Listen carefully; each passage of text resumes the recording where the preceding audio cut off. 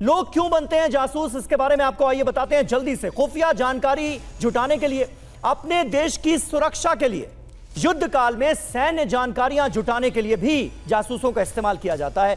पैसों के लालच में भी जासूसी का काम करने लगते हैं लोग। विचारधारा से प्रभावित होकर भी जासूसी की जाती है।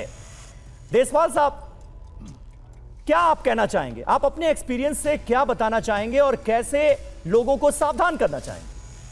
देखिए, दो तरह के डिटेक्टिव्स होते हैं जी। एक डिटेक्टिव्स वो होते हैं जो अपने देश में अपने लोगों के लिए काम करते हैं, जैसे कि हम लोग प्राइवेट डिटेक्टिव्स हैं। एक वो डिटेक्टिव्स होते हैं जो सिर्फ और सिर्फ दूसरे देश के लिए अपने देश में रहते हुए दूसरे कहते हैं दूसरा काम करते हुए इंफॉर्मेशन गैदर करते हैं।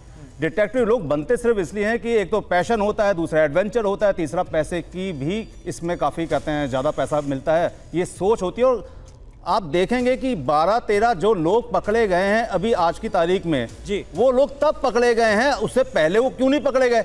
क्योंकि वो रडार पे तो थे।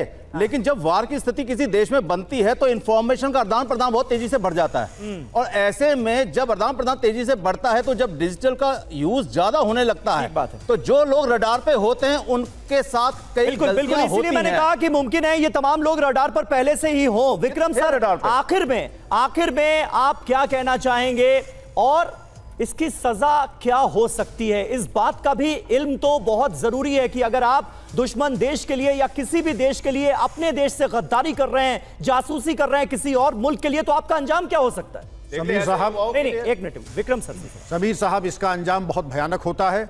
जो व्यक्तिगत प्रतिष्ठा है, कुल और वंश की मर्यादा समाप्त हो जाती है। आजीवन कारावास तक की सजा है, जैसा एम्बेसडर साहब ने फरमाया था। अब हम बात करते हैं सावधानी की। सावधानी हटी, दुर्घटना घटी। एक इंस्ट्रक्टर थे, वो हैदराबाद गए, आप लोगों ने सुना होगा, और वहाँ वर्कशॉप लिया कि कैसे हम हनी ट्रैप ना हो, और जब दिल्ली आए तो खुद ही हनी ट्रैप हो गए।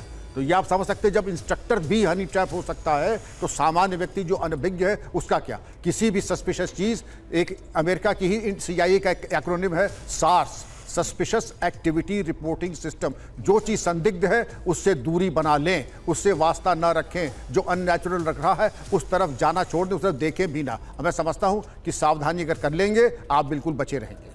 बिल्कुल, और इस स्पाई फैक्ट्री के राज फाश करने की हमने कोशिश की है इस प्रोग्राम के जरिए, और यह प्रोग्राम भारत पाक संघर्ष के मौजूदा हालात को देखते हुए और भी ज्यादा जरूरी हो गया था।